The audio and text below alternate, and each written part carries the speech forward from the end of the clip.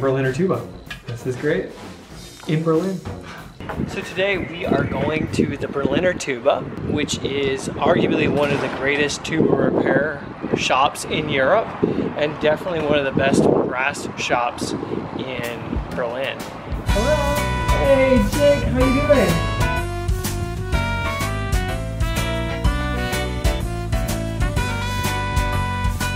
So I'm here with Jake Klein, and we are at the Berliner Tuba. And Jake and I first met because of an Arbeitsunfall, which means work accident. So my horn was sitting on a chair, and I went to go change my shirt. I went to go put on my tuxedo, my frock, and it fell off the chair. Thankfully, it landed right on this area, and it was before I had this little awesome thumb handrest, duck's foot. But yeah, this whole side was kind of dinged in, and I called Jake up in a panic, and Jake was able to fix it in an afternoon, and it looks like brand new. I mean, it's just, you can't even tell. And when I came in, I think I was wearing a Michigan State shirt. That's right. And you said, Spartans. I haven't seen a Spartan shirt in a long time. That's right. Yeah, and I said, oh, I'm from Michigan. You go, well, me too. Wow. And I said, well, where are you from? Michigan people. Yeah, exactly. The mitten. Where are you from? I'm from here. And I'm from there. Yeah, exactly. Yeah. And so we have a lot of people we know in common, and it was just like, I couldn't believe it. Halfway across the world, and here the brass repairman in Berlin is from Michigan. Yeah, it's a small world. Yeah. So Jake, today I brought my horn in, and there are a couple little things that I need done. Right. There were a couple little dents. I unfortunately didn't grease my slides as well as I should have. It happens. And we've all been there. Yeah, they kind of smashed into my bell a little bit. So I'd like you to get these dents out here, and then also I just really wanted to see if we could drill out this mouthpiece just no a little problem. bit. I want to get a little bit more air through it. Okay? Fantastic. Thank you.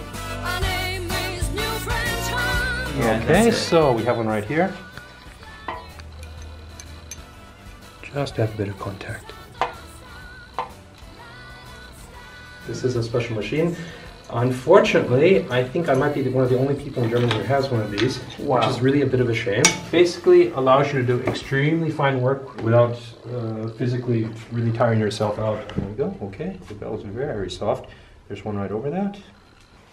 That's good for me.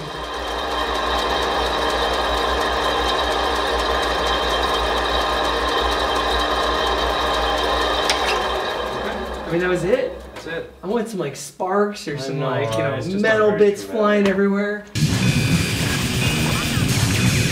There we go. 0.2 millimeters.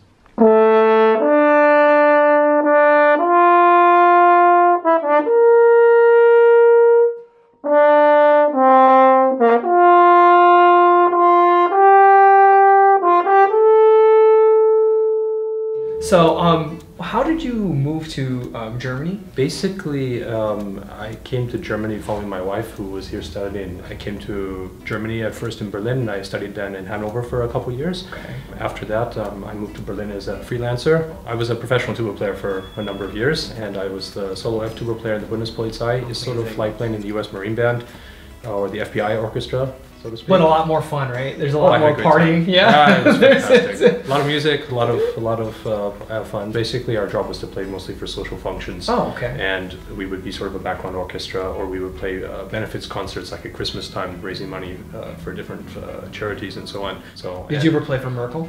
Actually, yeah, we did one time. The Stabsmusikchor, or the Heeresmusikchor, so the German military band, they are normally the ones who play for Merkel and these kind of social functions. However, there were times when they were overseas or in some other part of Germany, and we would then jump in for them to play as a substitute. So, did you think she liked the tuba? Oh, definitely. I'm not sure. Awesome. Yes. So, how did you transfer from being a professional tuba player in the Bundespolizei band to having your own tuba That's a very shop? good question. Okay, one of the nice things of working here in Germany was that although I was a full-time tuba player, we had occasionally quite a bit of downtime.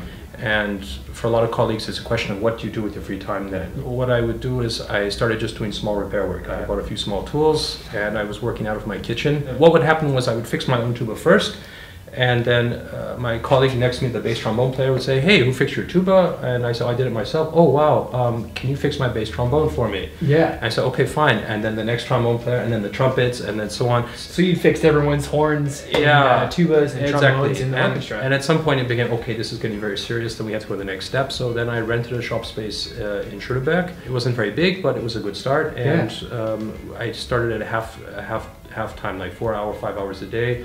I did this for about 3 years or so, and then at some point it became very obvious that it's really a full-time thing, and I couldn't do both. It was really, I had to pick, either do the orchestra or do the brass repair, but you can't do both well. Yeah, exactly. You can, but it's really difficult. Yeah, you're just spread so thin. Yeah, you know? and basically what happened was that the orchestra actually changed their location. They moved out of town slightly. Okay. They had a different a rehearsal space. And it was just far enough away that it made commuting like a bit of a pain. And that for me was sort of the last, that was the last push then. So, then I decided, let's do the workshop full time. That was your sign, and that was your fate. That was like, hey, it's time to jump full speed into the repair business. And while I really enjoy it, I do miss it. Yeah, of course. I miss playing so much. I mean, when I wasn't playing, I took a year and a half where I didn't play horn. I lived in near Seattle, Washington, which is another connection that we have. That's right. Yes. I went to a repairman while I was up in Seattle, and the repairman was Dan Overlow, one of the best. And it was also Jake's teacher. And Dan had told me about this young tuba player who was a great repairman, a really fantastic talent. And he said, he's just left now for Germany. And that was in 2006, no, maybe 2007. 2007. That's when I first left. And I remember that was like, I was like, oh man, I just missed this young guy who moved off. He was from Michigan. He moved off to Germany. Now I'll probably never meet him. And here we are. We're sitting together. Another thing. It took 11 years, but we did it. Yeah. Yes. So finally, we're meeting in his shop.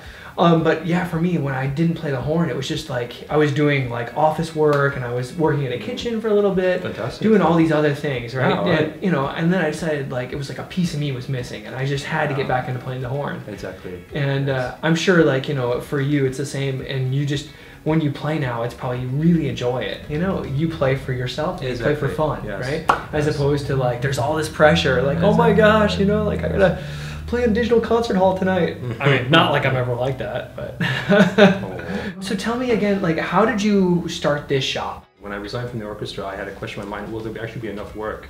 Yeah. Because I'd only done it halfway up until now, and I thought, oh boy, it's a bit of a risk, but okay, let's do it. And the minute I resigned, and everybody knew, suddenly all the people who've been waiting for me suddenly started throwing all this work at me. Wow. Like, oh, you have time now? Great, you can restore my Alex.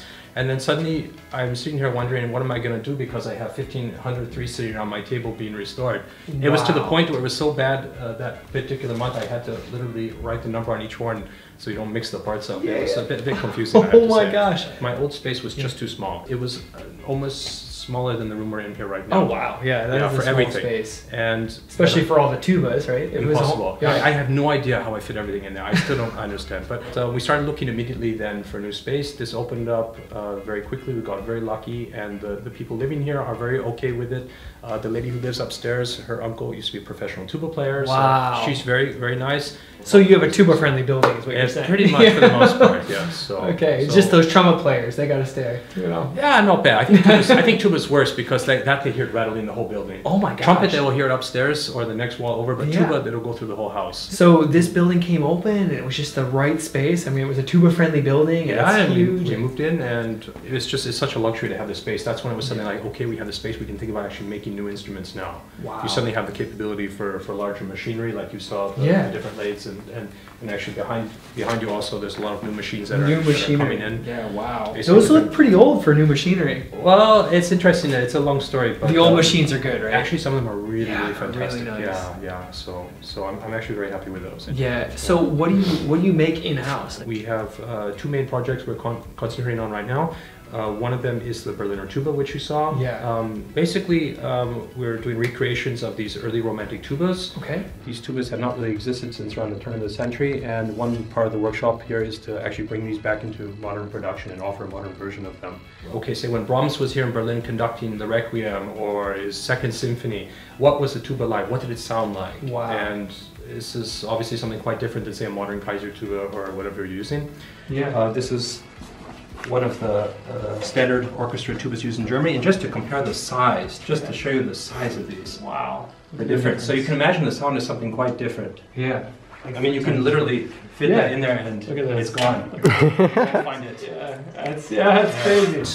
In addition, along with the romantic stuff, this is a project coming for later, but also, Can't wait to see what he's got. So, for example, this is an orchestra trumpet from about 1860s from Berlin. Wow. These are what they would call Berliner piston valves. You see, they are not like modern piston valves. Just to show the curious, this is a very different design of cording than say your modern piston valve. Oh wow. This is basically like two rotary valves that are stacked on top of each other. That is so cool. How old is this trumpet? This is about 1860. 1860? It could be 1870, but probably this could be in a not. museum. This is amazing. So yeah, so part of our work is basically to bring about these reproductions of romantic brass instruments and to put them back into production. So this is one particular. So the future for your shop is not only repairs and customization, it's also the creation or the recreation of these old instruments. Exactly, yes. Wow, fantastic. Thank you. Hey, well, Jake, thank you so much for your time. It was a pleasure. Yeah, it's unbelievable. Anytime. Yeah, and it's just great to have another Michigan boy here Yeah, in the great city of Berlin. Yeah, awesome. Yeah, go state, right? Yeah. Go state. Go state. Go state.